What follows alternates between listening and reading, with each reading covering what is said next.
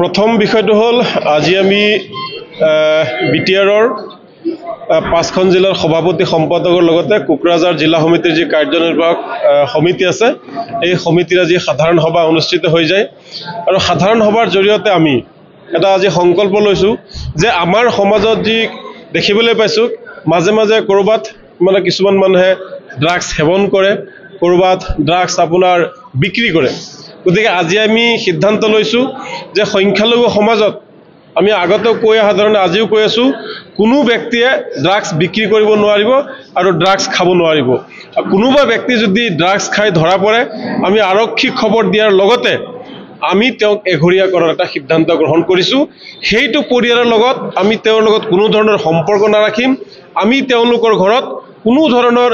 বিয়া বাৰৰ পৰা আৰম্ভ কৰি কোনো ধৰণৰ কাম কাজত আমি তেওঁলোকৰ লগত সম্পৰ্ক নাৰাখো তাৰ পিছত সংখ্যালঘু অঞ্চলত চলি থকা যেটো বাল্য বিবাহ এই বাল্য বিবাহটো বন্ধ হ'ব লাগিব আৰু আমি নিৰ্বাচনৰ পাছত আমাৰ সংখ্যালঘু অঞ্চলত সমগ্ৰ অসমৰ লগতে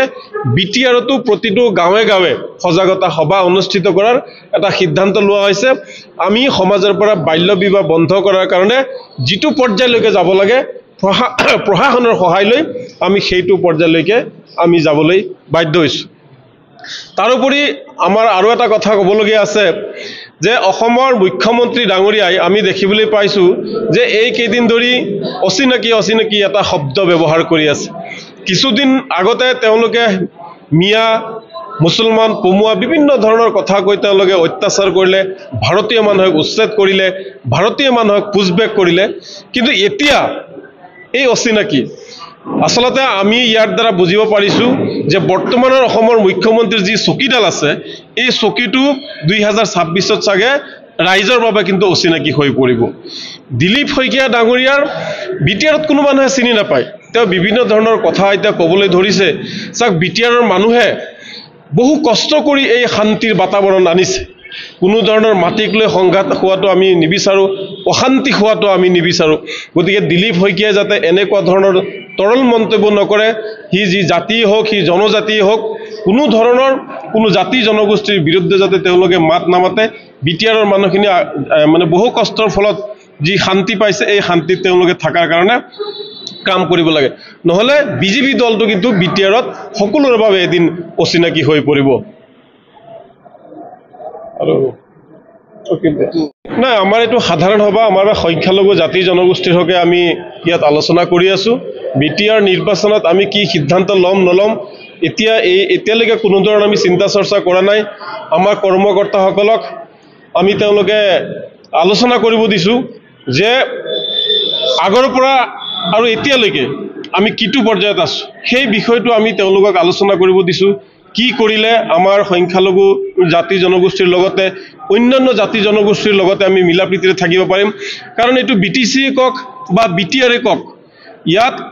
যেটো আমাৰ বড়ো জাতি জনগোষ্ঠী আছে তেওঁলোকৰ লগত মিলিজুলি আমাৰ অন্যান্য জাতি জনগোষ্ঠী মানে উন্নয়ন কৰিব লাগিব তেওঁলোকক লগত তেওঁলোকে যত থাকিব নিৰ্বাচনত আমি তাতেই থাকিব লাগিব আমি বিজেপিৰ লগত থাকিলে নহব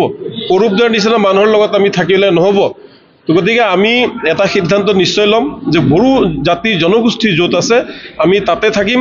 তেওঁলোকক আমি অনুৰোধ কৰিম যে আমাৰ পিছপৰা সংখ্যালঘু জাতি জনগোষ্ঠীটোক আপোনালোকে শান্তিত ৰাখক বা উন্নয়ন কৰাত লৈ যাওক আমাৰ সংখ্যালঘু জাতিৰ পিছপৰা জাতি জনগোষ্ঠীৰ লোককো ছাত্ৰ ছাত্ৰীকো আমি আইপিএছ বনাব লাগিব এপিএছ বনাব লাগিব আইআৰএছ বনাব লাগিব অন্যথা আমাৰ জাতি জনগোষ্ঠীটো বহুত পিছুৱাই যাব গতিকে আমি অকলশৰীয়াকৈ কোনো এই সিদ্ধান্তটো আমি নলওঁ আমাৰ আৰু এই বিষয়ে সময় আছে